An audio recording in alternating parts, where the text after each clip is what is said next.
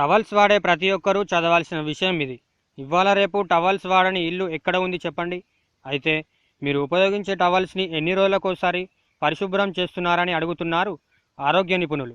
ఎందుకంటే ప్రతి ఇంటిలోనూ కీలకంగా మారిన టవల్స్ పైన పరిశోధన చేశారు. మీ టవల్ని 1-2 రోజులకు ఒకసారి ఉతకాల్సిందేనని చెబుతున్నారు. అంతకు మించితే మాత్రం మీ టవల్స్ కూడా ఆరోగ్యాన్ని దెబ్బతీస్తాయట.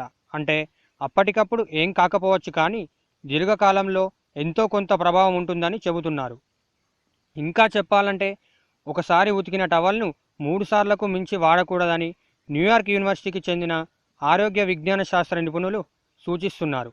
ఒంటిని శుభ్రపరచుకోవడానికి టవల్స్ని వాడుతుంటామని, కానీ 3 సార్లకు మించి వాడితే అవే మన అనారోగ్యాలకు కారణమవుతాయని వాళ్ళు హెచ్చరిస్తున్నారు.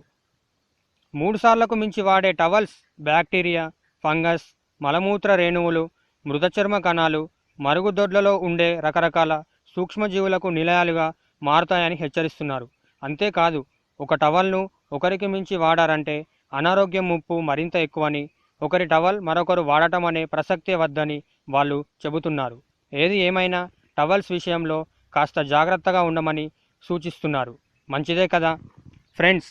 మరిన్ని అప్డేట్ కోసం దయచేసి నమస్తే మామ ఛానల్ని సబ్స్క్రైబ్ చేయండి. మా వీడియోస్ని లైక్ చేయండి మరియు షేర్ చేయండి.